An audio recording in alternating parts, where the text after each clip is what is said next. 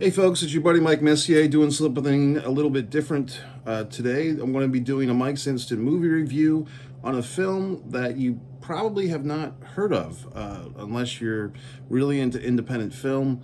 But I did see this movie on a big screen and it's worth talking about. The title of it is Echoes. There's been a few projects with that title. This one is written, directed, and edited by Tim Ritter. According to Tim, no relation to John Ritter, who was one of my favorite actors as a kid on Three's Company. I got to meet, I think the kid's name is Jason Ritter, John Ritter's son, very briefly. So let's talk about Echoes. Should you see? If I say should you go see it, it's really like should you make a effort to see this movie? And I'll give you some reasons why you might, and I might give you some reasons why you might not. I mean, this is going to be kind of a complex review. I'm not going to give it just a glowing endorsement, and I'm not going to just tear it apart. I mean, if anything, watching this movie today, it started at 5 o'clock p.m. on a Saturday. Very good crowd, I'd say 60 to 70 people in the room. And, but I will say this, that sometimes it's just, and I've said this before in other instant movie reviews, sometimes it's the audience. I really like going to a movie theater, and I'm the only person in the theater. The second time I saw Dune 2, just this past Tuesday, I can't believe it's this same week, but I was the only person in the theater, and I liked the movie so much more than I saw it the first time. For those that saw those two reaction videos, with Tim's movie, the audience was pretty big. We're not in a conventional movie theater. We're in a very nice arts building for this film festival, and I learned that depending on where you sat, the audio is a little bit different, meaning better or worse. If you sat in the back, like I like to do with a big crowd, because I kind of like to make sure that I can see everybody. It's kind of like an old cowboy trick. That's why cowboys sit with their, backs to the wall, because if someone comes in and shoots up the place, the cowboy wants to shoot them back. So when I go to a movie theater, my default is to sit in the back row on an aisle and just kind of monitor. And then if there's not any people in the theater, I might move around. But with this situation, that kind of backfired because sitting in the back, I discovered the painful way that the audio was not quite as good because this room is not a conventional movie theater auditorium. It's an art house. Like an old courthouse. It's really cool building, but the ceilings are so high and the room is so big, and there's even like street noise and stuff. And the point is, there's nothing to, no blankets or anything like you'd have in a sound studio, or the walls. Like sometimes you go to a movie theater even now, and there's kind of like this kind of carpeting on the walls, but none of that to absorb some of the reverberation. So basically, the audio can suffer. But some nice people clued me in that if I sat closer to the middle of the space, that the audio would be a lot better. So by the time I got into this room, the crowd was really pretty big, and I couldn't really. I don't like to sit in the middle because I don't like to get bottle capped. I have to sit on an aisle so I can get out properly and have my freedom. And I get like a real anxiety if I if I sit in the middle of a fucking row and there's people on the left and the right. I'm suffering. So the only place I could sit, there was these senior ladies they were kind of talking and hogging up all the good seats on the side. So I went to the front row and I sat in the front row left. And I even apologized to the woman sitting in the second row behind me. I'm like, hey, if I sit in front of you, am I going to block you? And she was like, oh, I'll move a few seats over, and yada yada, shish boom bah. So it was all fine. Now here's the trick of this film, Echoes. It's a full length too. I mean, it felt like it was an hour and 50 minutes. It was not like a feature. Like sometimes independent feature films are like 80 minutes, or I made one myself. I'll talk about that later. 78 minutes, where you're just barely getting over that feature length limit, which is about 70 or 75 minutes. So this one was pretty damn long. This was an hour and 50 minutes, and it really did feel like it at times. There was what's the storyline? Well, here's the big reveal. Spoilers, by the way.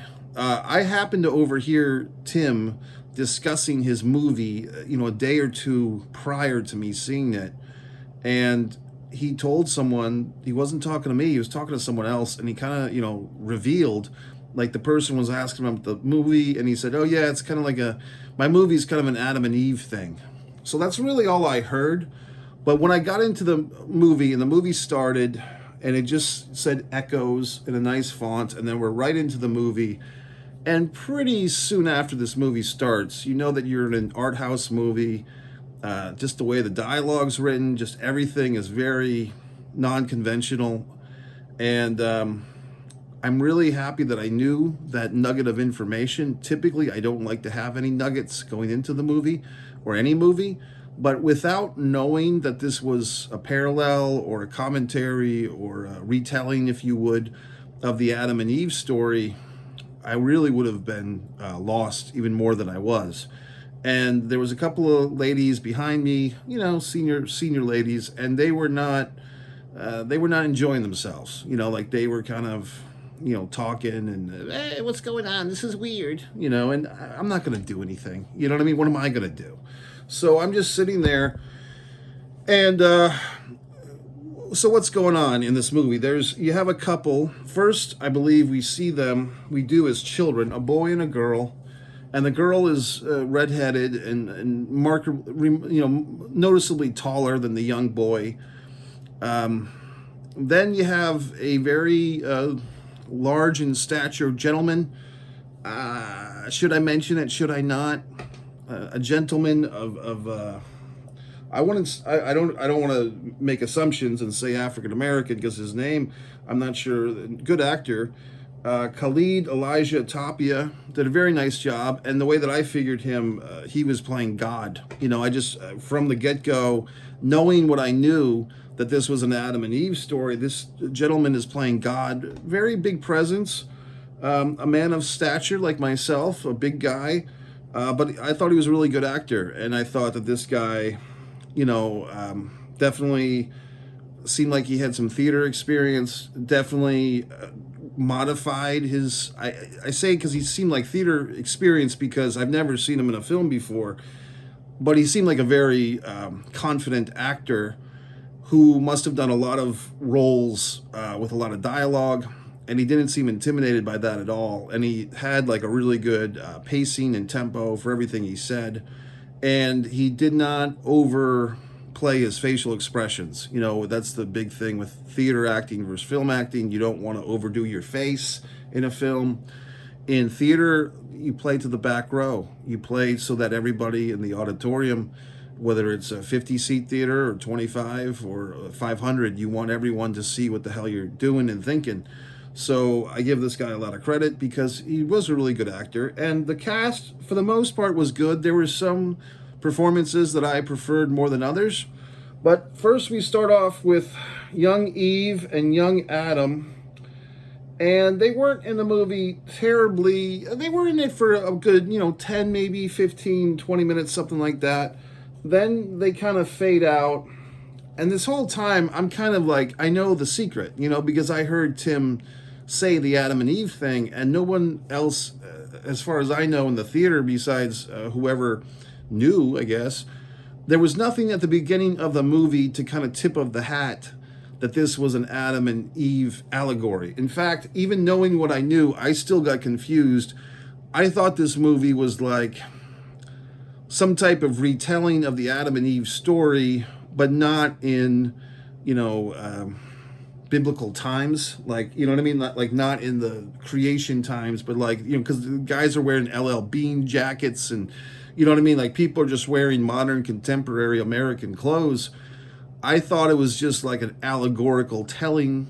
Is even allegory the fucking word? But just like a retelling of the story, just using modern outfits and so forth and American English. But what it apparently, according to IMDb, I did look this up because I want to get some of these names. The little synopsis they give it here is, when with mankind wiped from the face of the earth, God retires to a cabin in the woods to start the Adam and Eve experiment over again. As the decades go by and the familiar patterns and setbacks continue, this version of the first family will be faced with an unimaginable choice.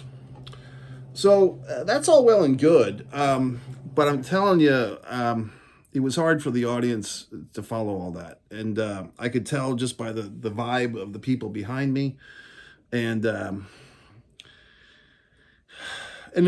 also myself, to be quite honest with you, it was, and I think for me, the thing is, and let me say some of the better things here, of the cast. It was really a 10-person cast, including a little cameo from a baby. The baby did fine, but wasn't in it terribly much. Some of these folks in this film don't even have IMDb profiles set up with their photos. Some of them do. I thought there was a character named Telma. I thought she was the devil. She was like this temptation character. I thought she was playing the devil. Maybe I'm wrong. Because basically we have Adam and Eve, young Adam and Eve, older Adam and Eve, Cain and Abel, young Cain and Abel, older Cain and Abel. I like this Shannon Gisela, which I thought was the devil, but she's listed as Telma. I thought the guy that played adult Cain, Logan Ayala, was a breath of fresh air. He kind of came in with a lot of energy, different energy than some of the cast. The woman that played, her name is Noel Gates, played Eve. I thought she was probably, her and along with the God character were probably my favorites. She has a really kind of interesting look. This might sound like an insult, but it's not. She seems like kind of a woman that's kind of like she looks like she'd play a really good borderline personality disorder character. Like she looks like she's, very, sexy and pretty, but also like she kind of looks a little off, which is kind of interesting to me. So I thought she was really good in this movie. And I think she would probably be good in a lot of things, a lot of good characters. Like she could be a horror movie actress, basically. You can see that I'm kind of tentative because I don't want to hurt anyone's feelings, because this is how this is what this movie really resonated with me. I felt like I was watching a movie. I felt like I felt watching this movie how I imagine other people felt watching my feature film 10 years ago, Blood Sugar Sedace, where me and the crew worked very hard. The cast worked very hard to memorize these lines that I wrote. And for me, that movie means a lot. I wrote it, I directed it. Me and my friend Tim, he busted our ass. We had a lot of people help us, and the actors did really great stuff with very limited resources. But I know that movie doesn't really resonate with most people that see it. Some people now starting to like it, but a lot of people that we've showed it to don't get it. I wouldn't even say, it's tempting to say it's above their head. It's not connecting with their head, because the movie was so personal to me that people would really have to know me or be somewhat similar to me to get this movie. So when I'm watching Tim's movie tonight, Echoes, I'm kind of feeling like I'm empathizing, or is it sympathizing? I think it's empathizing. I'm feeling the pain of what this is doing, like what this movie is causing me to feel, and perhaps these two senior citizen ladies behind me to feel, is how I feel that my movie caused people to feel. So maybe it's just me, like maybe other people just saw this movie and say, oh, that's fucking great, good job, Tim. But I don't know. I think what would help, the cause of this film is if there was some type of meeting the audience halfway, at the beginning of the movie, if there was like a biblical quote about the Garden of Eden. It doesn't have to be a whole explanation. God has come back to recreate. Just if there was some type of biblical passage about the Garden of Eden, be like, they do it in movies all the fucking time, like some type of quote, lower thirds, if you want to use the industry, like the lower part of the screen, text on screen, whatever the fuck, captions, whatever you want to call it, title cards, something to give us a little bit of an indication of where we're headed with this. I think that would help tremendously. And I think why Tim, not to be presumptuous and say what he's thinking, but I think probably why he didn't want to do that is because his thought was, well, this is going to be a big surprise. Like the audience will have a revelatory moment where they figure out they're watching this Adam and Eve story being retold, and they'll think, oh my God, this is the end of The Usual Suspects. This is the end of The Sixth Sense. And like for different audience members, it'll all click in at different times. I think the risk is you get people like the two little old ladies behind me that don't want to go for that ride, or that ride is too complicated, or they've jumped off. They've emotionally checked out. If they did figure it out, it didn't seem like it to me. And like I said, I don't know if I would have figured it out had I not overheard the whole reveal, the whole secret. So I don't know. I don't think I don't think the juice is worth the squeeze. The trade-off of the secret that this is an Adam and Eve retelling, I don't think it's worth hiding that secret for the payoff, that whatever the payoff would be. I think that the informed audience, if they kind of were given a little bit of a little spoon-fed of knowledge, it would go a long way. I want to get back to something. Why did I feel the need to mention, the skin tone of our gentleman here, who I thought was playing God? They list him as stranger.